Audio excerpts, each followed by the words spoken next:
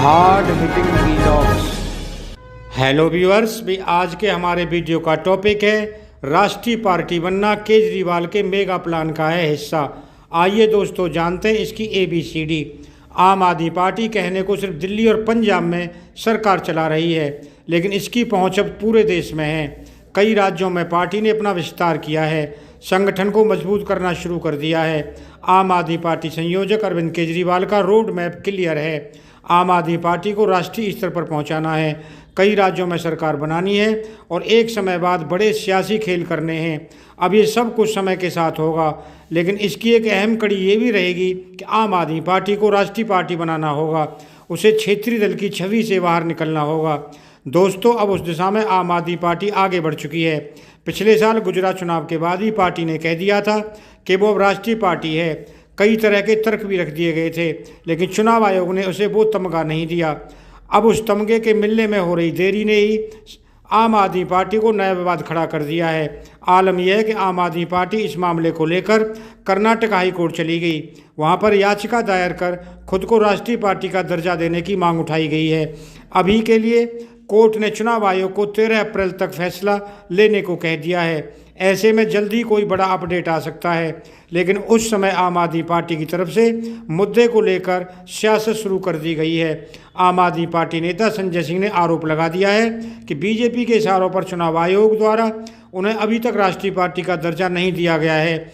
दूसरी तरफ आम आदमी पार्टी के सचिव पंकज गुप्ता इस बाबत मुख्य चुनाव आयुक्त से मिलना चाह रहे हैं, लेकिन आरोप है कि मुख्य चुनाव आयुक्त उन्हें मिलने का समय नहीं दे रहे।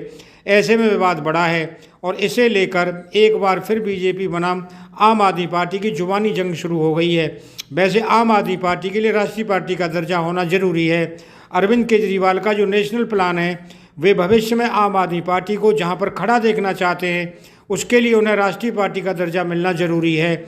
अब उस नेशनल प्लान को तो समझेंगे ही, लेकिन पहले राष्ट्रीय पार्टी की सारी ABCD समझना जरूरी है। असल में किसी भी पार्टी को अगर देश में 4 से ज़्यादा राज्यों में 6% से ज़्यादा वोट मिलता है तो उसे राष्ट्रीय पार्टी मान लिया जाता है। वहीं अगर कोई भी पार्टी एक बार राष्ट्रीय दर्जा पा लेती है तो एक साथ कई फ़ायदे मिलते हैं। इसमें सियासी भी फ़ायदे हैं, आर्थिक फ़ायदे हैं और विस्तार के लिहाज से भी काफ़ी ज़रूरी भी माने जाते हैं।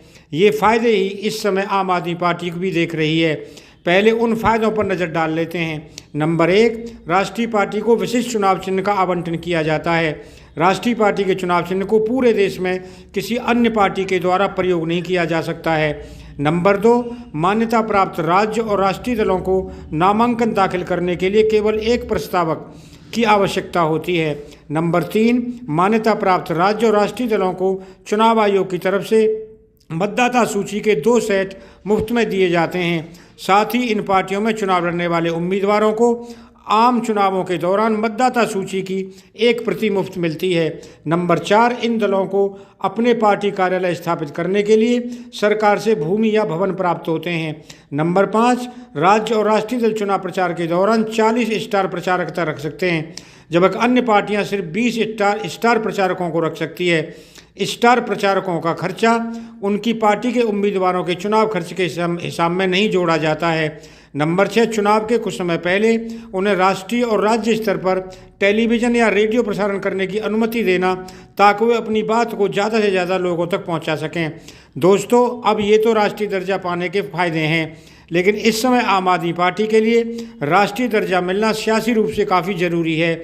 आम आदमी पार्टी अब सिर्फ खुद को दिल्ली या पंजाब तक सीमित नहीं रखना चाहती। कोई उसे दिल्ली वाली पार्टी कहे, उसे ये गवारा नहीं। उसके सपने बड़े हो चुके हैं, इतने बड़े कि वो हर राज्य में चुनाव लड़ना चाहती है। यहाँ भी ज़्यादातर राज्यों में अपने दम पर अकेले उतर रही है। अभी तक आम आदमी पार्टी ने दिल्ली पंजाब के अलावा हिमाचल प्रदेश, उत्तराखंड, गुजरात और गोवा में चुनाव लड़ लिया है। अब पार्टी कर्नाटक, राजस्थान, मध्य प्रदेश और छत्तीसगढ़ में भी मुकाबला करने जा रही है। यानी कि दक्षिण से लेकर पश्चिम तक पार्टी अपने विस्तार पर फोकस कर रही है। अब ये विस्तार सोचने भर से नहीं होने वाला है, ना ही सिर्फ ऐलान कर देने से कोई पार्टी राष्ट्रीय स्तर पर बड़ी बन जाएगी। उसे संसाधन की जरूरत पड़ेगी, उसे पैसा चाहिए होगा, काम करने के लिए ज़्यादा कार्यालय चाहिए होंगे। अब ये सब राष्ट्रीय पार्टी का दर्जा मिलने के बाद संभव हो जाएगा। अगर आम आदमी पार्टी के नज़रिए से समझें तो पार्टी को इस समय देश के अलग अलग राज्यों में अपने कार्यालय खोलने हैं। अब राष्ट्रीय पार्टी बनने पर उसे सरकार द्वारा ही जमीन आवंटित की जाएगी। दूसरी तरफ एक बार अगर आम आदमी पार्टी को राष्ट्रीय तमगा मिल गया तो कोई दूसरा दल उसका चुनाव चिन्ह का इस्तेमाल नहीं कर पाएगा, यानी कि पूरे देश में आम आदमी पार्टी भी अलग पहचान आसानी से बना पाएगी और खुद को एक मजबूत विकल्प के रूप में पेश कर सकेगी। दोस्तों, वैसे मजबूत विकल्प तो आम आदमी पार्टी 2024 के लोकसभा चुनाव में भी बनना चाहती है। विपक्षी एकता की जो बात चल रही है उसका एक हिस्सा आम आदमी पार्टी भी है। बड़ी बात यह है कि थर्ड फ्रंट को जो हवा दी जा रही है उसमें आम आदमी पार्टी को शामिल किया जा रहा है। अगर आम आदमी पार्टी को राष्ट्रीय दर्जा मिल जाता है उस स्थिति में दूसरे दलों के सामने उसकी स्थिति मजबूत बन जाएगी। ऐसा इसलिए क्योंकि अभी सिर्फ 8 दलों को इस देश में राष्ट्रीय पार्टी का दर्जा मिला है। अब अगर मात्र 11 सालों में आम आदमी पार्टी ये तमगा हासिल कर लेती है उस स्थिति में दूसरे राज्यों की तुलना में उसकी बार्गेनिंग पावर भी बढ़ जाएगी और बीजेपी के सामने वो एक मजबूत विकल्प के रूप में भी उभरेगी। दोस्तों, अगर आपको वीडियो पसंद आया हो तो चैनल को सब्सक्राइब करें, वीडियो को लाइक करें, ज़्यादा से ज़्यादा शेयर करें। आप लोगों का बहुत बहुत धन्यवाद। Thank you very much.